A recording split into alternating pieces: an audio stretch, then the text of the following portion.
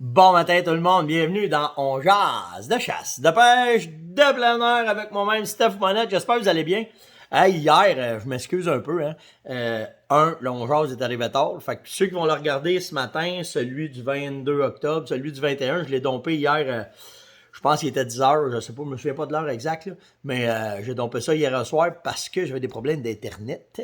Fait que ça a pas passé la comment je peux vous dire ça, la connexion réussissait pas à faire passer un 20-25 minutes. Fait que je l'ai abrégé en 4 minutes. Je vous ai rencontré l'histoire de Nasler là, qui s'était roulé dans le purin. Là. Fait que ça a été bien drôle. Yann, il a fallu qu'il le lave hier soir. Fait qu'à matin, il est correct. On l'a lavé avec... vous allez trouver ça drôle, là. Pas parce que je veux... Je vous dis tout le temps comment est-ce que je fais. Fait que si ça marche pour vous autres. Si ça marche pas, ben coudonc, au moins vous l'aurez essayé. Mais Yann, hier, il le lavait avec le savon, le body wash qu'on utilise pour la chasse. Il le lavait avec ça. Puis après ça, il l'a tout bien rincé. Il l'a tout bien épongé. Une shot de Destrodeur. Il l'a tout épongé. Il a rentré ça dans le poêle. Il a attendu 15 minutes. Il l'a rincé. Il sent bon, mais il sent rien. C'est ce qu'on voulait. Il ne faut pas qu'il sente rien. Parce que le mec qui arrive à la maison, on veut pas que ça sente le purée de cochon parce qu'il s'est roulé dedans. Mais vraiment, on a ri avec ça. De le voir aller, tout le monde faisait « Oh mon Dieu! » Yann il est venu en bout de le ralentir là-dedans, là, pour que ça soit pas trop si tapé. Là, mais tabarouette que c'était drôle de voir aller ça. Et moi, je me disais « Oh mon Dieu, mec, ma blonde, elle va rentrer dans la maison, elle va capoter. » Fait que ça a été ça. Hey, un petit recap de la chasse à l'oie blanche. La chasse à l'oie blanche, elle a beaucoup évolué, OK? Elle a évolué sur le fait que les oies, ils ont changé de place.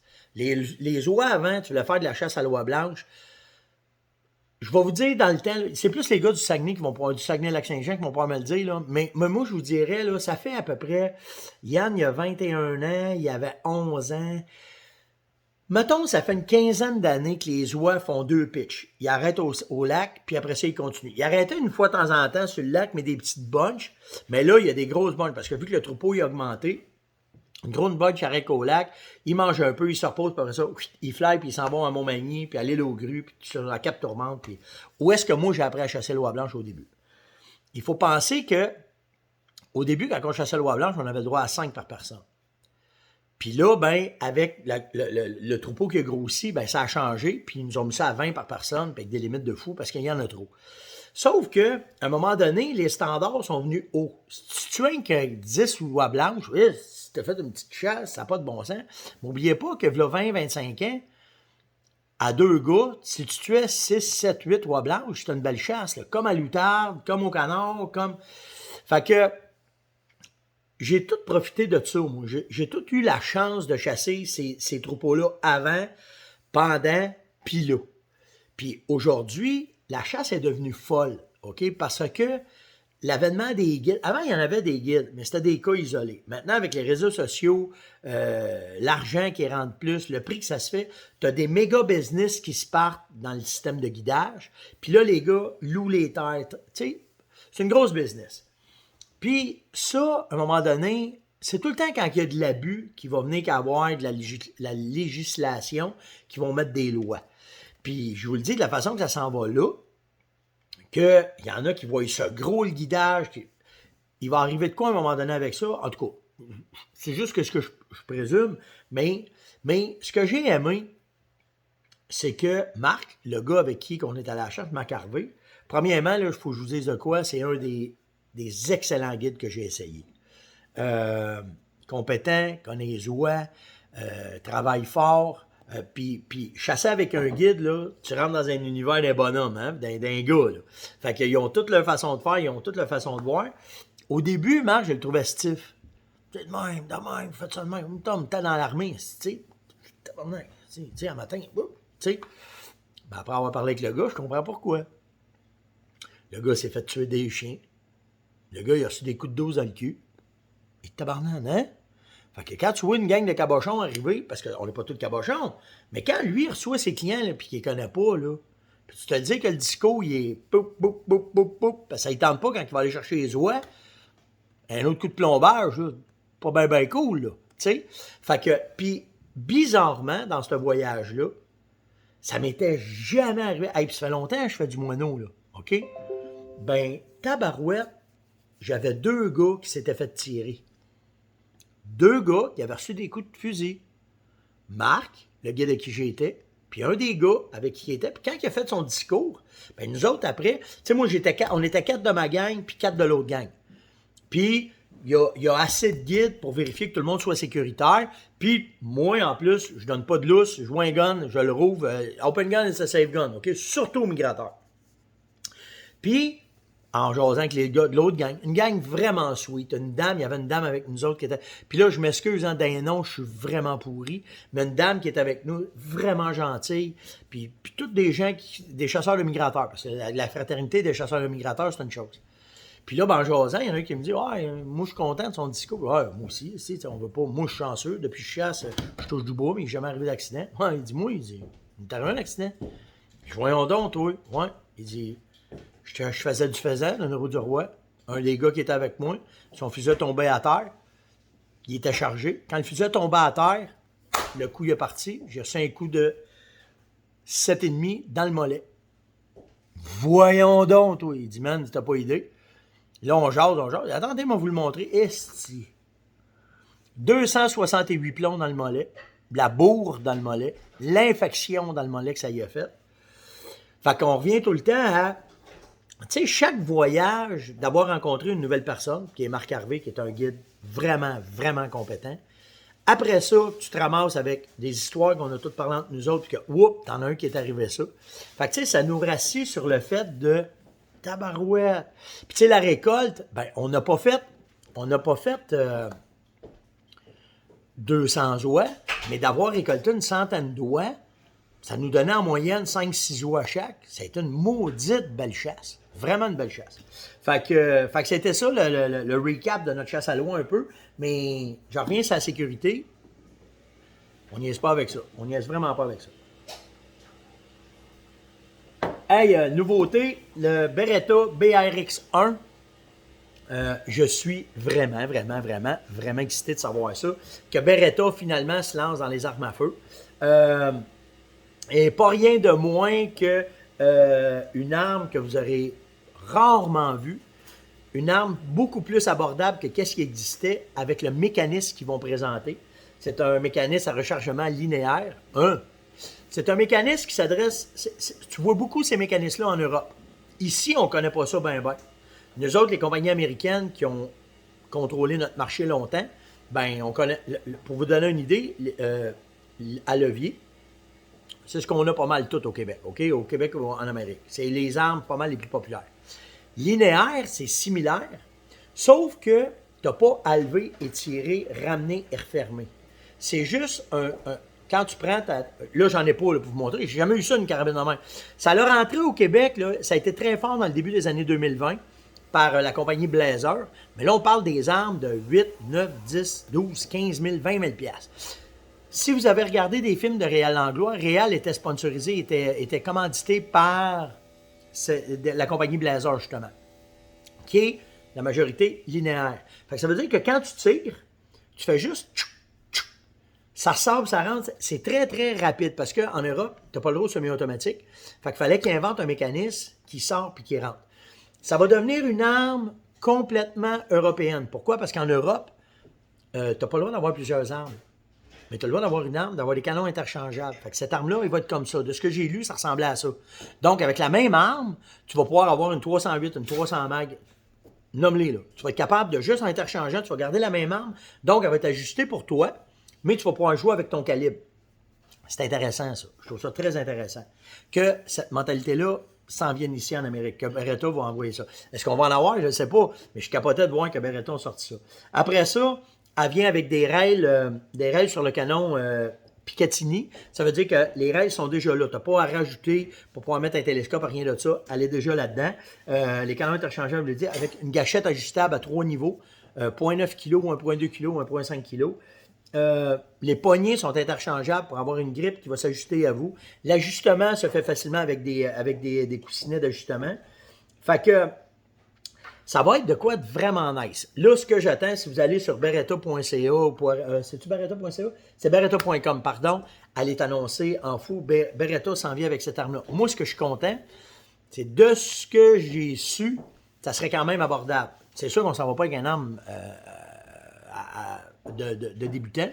Mais on s'en vient qu'une arme quand même, pour ce genre de mécanisme-là, j'ai vraiment hâte de voir ça. Fait que c'est la grosse affaire qui est sortie dernièrement. Hier, je vous ai dit, je parlerai de vêtements, je suis pas prête. Parce que mon linge, quand je suis arrivé, mon linge, il était pas sec. Fait que je vais vous arriver avec ça, je vais vous parler de vêtements. Là, on arrive dans le temps du chevreuil. Je vais vous arriver avec des vêtements. Je vais vous parler aussi, parce que là, tout mon linge de canard, il est tout sale. Fait que je vais tout préparer ça. Puis je vais vous montrer pourquoi moi j'ai été super confortable, puis pourquoi que les autres étaient moins confortables, puis quand il a neigé, puis quand le matin, premier. Moi, tout vous faire une analyse de comment est-ce que j'ai fait ça pour le canard, mais j'ai pas eu le temps. Je suis arrivé cette nuit, puis là, matin, mais je suis déjà avec vous autres. J'ai de quoi à vous. Je vais essayer de ne pas venir en cibole de tabarouette de 5 crèmes de foot, parce que ma blonde est là.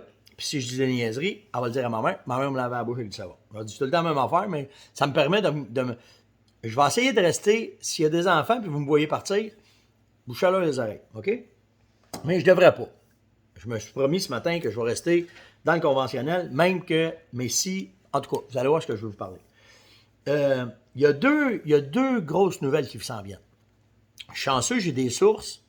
Les sources ont coulé un peu. Puis, il y a deux on va vous dire ça de même, il y a deux bonnes nouvelles qui s'en viennent. Fait que ça, là-dessus, je suis content parce que ça va être sur la législation, sur les lois pour la chasse. Il y a des affaires le fun qui vont nous amener à que ce soit plus agréable. La seule affaire que je déplore, c'est comme la loi de l'arbalète.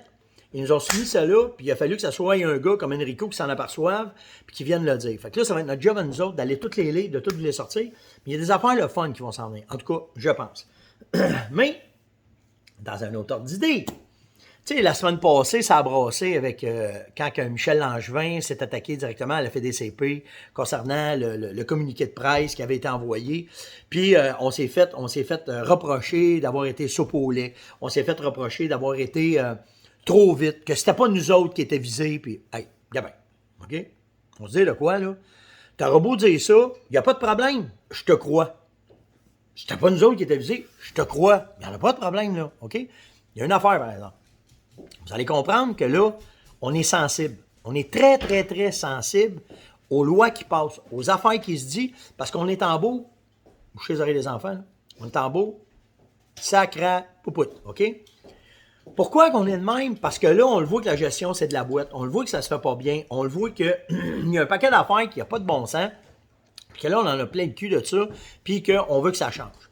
Donc, en vous parlant le matin, en mettant de la pression, puis je vous le dis, c'est grâce pas à moi, pas à Michel, pas à Jean, pas à Norman, pas à rien, pas à l'UPF, c'est grâce à vous autres. Parce que quand vous nous écoutez puis vous mettez des commentaires, ça fait capoter les décideurs. OK? Puis je vais vous dire jusqu'où ça va. Puis là, je nomme pas de nom un matin. Mais s'ils nous lâchent pas, hostie, je vais sortir des noms. OK? Puis pourquoi je vous dis... ma mère, elle dirait, c'est pas gentil de pointer avec ton doigt. Pourquoi je vous dis ça? C'est que il y a tout un environnement que le ministère a impliqué tranquillement puis que personne n'a vu venir. Puis moi, je l'ai vu venir parce que j'ai baigné là-dedans. Pourquoi je suis baigné là-dedans? Parce que c'est facile. Quand tu fais du film, quand tu veux essayer de rentabiliser ça, quand tu vas avoir les commanditaires, parce que, n'oubliez pas une affaire, là, c'est pas facile. Voyons, Nosler, parce que t'es propre, tu jettes pour rien. Parce que quand que tu es dans cette business-là, OK, ben, quand tu arrives dans cette business-là, hey, veux-tu le soufflet de sortir dehors? Merci. Quand tu es dans cette business-là, puis que tu veux essayer de rentabiliser ça puis d'en vivre, ben, ça te prend des commanditaires. Puis le plus gros commanditaire de l'industrie, c'est le gouvernement. Fait que, on classe ça en deux catégories maintenant. En tout cas, moi, je fais ça de même. Moi, j'ai débarqué de ça. Puis si je rembarque là-dedans, je vous le dis, à cause de vous autres, ils sont mieux de se watcher le cul. Moi, j'ai appris par un monsieur qui s'appelle M. Pagé. Moi, M. Pagé, je l'ai vu aller, j'ai été chanceux parce qu'il m'a pris sous son aile un bout de temps, jusqu'à temps qu'il décède. J'ai rencontré sa femme, j'ai rencontré ses enfants, j'ai rencontré ses contacts, puis c'était un fin renard. Mais M. Pagé, il y avait des gros défauts, mais il y avait des grosses qualités. C'est si c'était bleu, c'était bleu. Si c'était noir, c'était noir. Si c'était blanc, c'était blanc. Que tu t'appelles le premier ministre, que tu t'appelles le ministre, que tu t'appelles le fonctionnaire, s'il avait le goût de dire que tu étais imbécile dans la façon que tu gérais nos affaires, pas parce que tu l'avais emmené anticosti, pas parce Il te le disait, puis il le disait en ondes. Il n'avait pas peur de ça. Puis ça prenait... Puis des journalistes comme ça, je vous le dis, il n'y en a plus. À part un que je connais, c'est Jean Larivière. OK? Michel Langevin. Michel Tarradio. Jean, c'est du papier. OK? Sur le web, peut-être pas net, là, commence à brosser de la merde, là, mais à part de ça, OK? Puis ce que je trouve de déplorable, c'est que le gouvernement s'est aperçu de ça il y a une quinzaine d'années. Puis là, bien, ils ont commencé à être lousses, généreux. Puis les premiers qui ont pâti de ça, c'est les pourvoyeurs. Pourquoi? Bien, la CEPAC, c'est une compétition directe aux pourvoyeurs. Ne veux pas, là. Contrôle les dates, contrôle les lois, font ci, font ça. Les pourvoyeurs qui sont en but exclusif, non exclusif, il y a des dates. OK? Fait que, c'est comme Radio-Canada, puis, TVA, qui est une privée, puis que l'autre est de la nationale, est du gouvernement, puis là, que t'es où, faire ci, faire ça. Ah, si, c'est gossant, là. Tu sais, là. Fait que, les pourvoyeurs ont été les premiers à écoper de ça. Quand la CEPAC est arrivée, puis qu'ils ont commencé à faire ci, puis faire ça. Puis j'ai rien contre la CEPAC, là. C'est un bien. Mais ils ont besoin de se serrer le cul, eux autres, avec. Parce que moi, d'aller dans les réserves, puis de voir des arbres se faire couper, moi, là, quand j'allais dans les réserves, là, 20 ans, là, t'es pas capable de couper un arbre, là. À cette heure, tu vas dans un camping, il n'y a plus un esti d'arbre alentour du camping, puis les arbres sont coupés, puis il n'y a pas personne qui donne. Ouais, ils veulent pas avoir de plainte. OK? Fait que, il va falloir à un moment donné qu'il y ait un resserrement là-dessus. Et, Dieu merci, ça s'en vient. Pour avoir parlé avec certaines personnes, tu sais, quand je vous parle de changement de loi, de changement de ci, de changement de ça s'en vient. Mais où est-ce que le bas blesse? C'est que quand tu as des gars comme nous autres, qui brassent la boîte, ben là, le gouvernement envoie des petits communiqués à ses amis en disant, ben toi, là, vu que tu es venu en Anticosti 5 fois cette année, puis que tu es vu au Port de l'Enfer 12 fois cette année, puis qu'on vend ton stock dans les boutiques, de la CEPAC, puis qu'on fait ci, qu'on fait ça, ça te tenterait-tu un matin de farmer à gueule, la monette, ou à peu importe qui, là? OK? Peu importe qui est pas content. Puis là, ben, t'as une belle plume qui rentre dans un beau grand journal, puis que là, puis malgré ce que certains... C'est pas par ce que certains pensent, esti. On n'est pas niaiseux, puis on n'est pas imbécile. Puis là, ça commence à me gosser en hostie de me faire ramasser, puis de fermer ma gueule. On l'a fait avec la Fédé, puis j'ai vraiment rien contre la Fédé, vraiment pas. Si je fais partie d'un président de l'association, puis je travaille avec eux autres. Mais si tu me lances un communiqué d'un dent, puis tu viens me dire que peut-être certains journalistes, là, on n'est pas 50 000 au Québec, OK? Puis on n'est pas 50 000 qui brassent la boîte non plus. Fait que là, à cette heure, je vous le dis, là, je vais rester poli, je sortirai pas de nom, OK? Mais ceux qui sont dans le domaine du journalisme, OK? Soyez intègres. Moi, j'en ai rencontré des journalistes, je vais vous dire exactement comment est-ce qu'ils appellent ça. Ils appellent ça la liberté journalistique. Ce que ça veut dire, c'est que quand tu veux rester intègre puis tu vas être capable de dire les vraies choses aux bonnes places, autant en avantage qu'en désavantage. Tu vas te garder une liberté journalistique. Ça veut dire que tu ne recevras pas un chèque, tu ne vas pas envoyer à Cuba, tu ne vas pas envoyer à Bora Bora. Tu vas dire, tu veux m'envoyer à Bora Bora faire un reportage, il n'y en a pas de problème. Mais si à Bora Bora, il n'y avait pas d'air climatisé, ben c'est ton petit problème, parce que je vais le dire, je n'envoyerai pas mon monde qui me suive aller se faire fourrer parce que toi, tu n'as pas dit la bonne affaire. Moi, c'est comme ça que je vois ça. La liberté journalistique. J'en ai des chums qui sont journalistes. J'en ai une Christie de bonne gang, là. Puis il y en a une bonne gang qui l'ont encore en arrière de la cravate, qui ne se feront pas acheter pour rien. Mais, qu'est-ce que ça fait? C'est que ça leur prive des commandites. Ça leur prive des ci, ça leur prive des ça. Moi, je suis dans l'entreprise privée, je vis bien de mes affaires, puis c'est bien correct, je peux me permettre de brosser un peu de boîte. Jean Larivière, il est retraité, puis Michel, c'est sa job à la radio. Ils sont contents quand il fait ça. Parce que c'est des journalistes qui se tiennent debout. Il y en a d'autres, là. Je parle de ces trois-là parce que je parle à cause de la boîte là, qui s'est passée dernièrement là, avec la Fédé.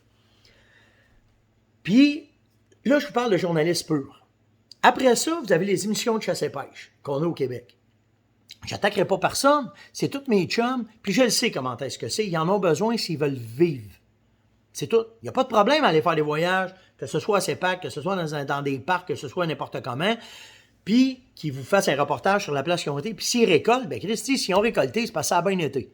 OK? C'est simple de même. Il n'y a pas de problème avec ça. Puis il n'y a pas une place que je connais dans les réserves fauniques qui les attache. Là. Ils ne sont pas capables de les attacher. OK? Fait que, puis c'est sûr que des fois, il y a des récoltes qui dépassent la moyenne, parce que quand ils vont ouvrir un nouveau territoire, quand ils vont ouvrir une nouvelle place, bien, ils vont inviter un paquet d'émissions de chasse et pêche, ils vont inviter un paquet de journalistes pour dire « Venez voir ce nouveau territoire-là ». Ils vont profiter de l'ouverture de ce territoire-là. Donc, la truite va être plus grosse, les chevreuils vont être plus gros, les orignaux vont être plus gros, puis là, ils vont faire une belle récolte, puis ils vont en faire la promotion. Puis c'est ça. Ça, je vis bien avec ça.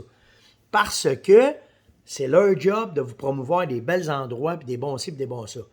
Où que ça devient paradoxal, c'est que tu as des pourvoyeurs qui n'ont pas les moyens de recevoir ces gars-là. Parce que là, il y a une surenchère qui se fait. Si tu viens à telle place, je vais te donner de l'argent. Le budget, il est de X. Une petite PME, un petit pourvoyeur, pas capable de faire venir ces gros-là.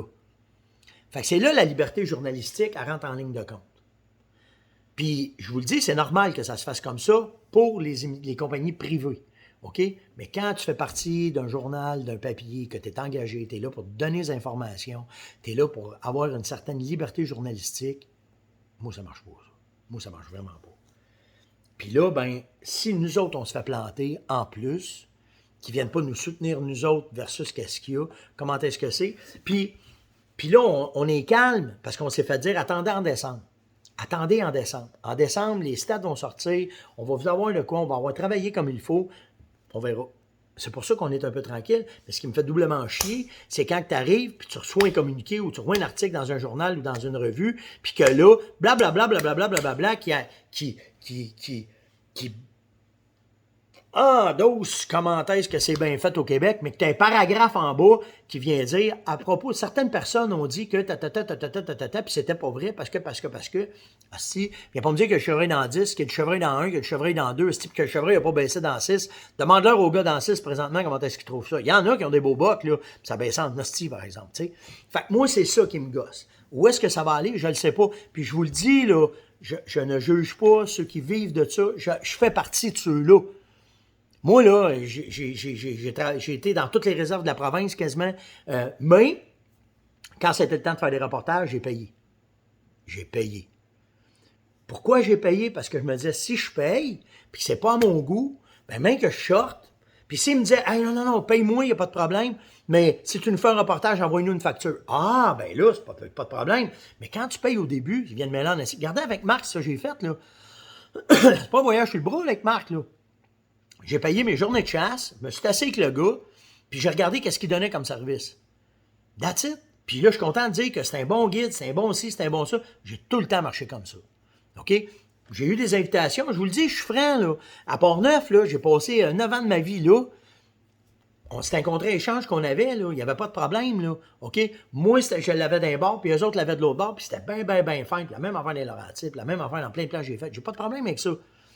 En autant que tu te gardes une liberté journalistique pour que si tu te pètes le nez puis que les gens s'attendent à voir qu'est-ce que tu vas faire, bien que tu sois honnête avec eux autres. J'ai fait ce lac-là, je me suis planté, si ça n'a pas mordu, puis il ne peut pas garantir non plus tout le temps, mais en autant que l'hébergement était fin, le service était bon, les moteurs marchaient bien, les bateaux étaient propres, ben c'était correct.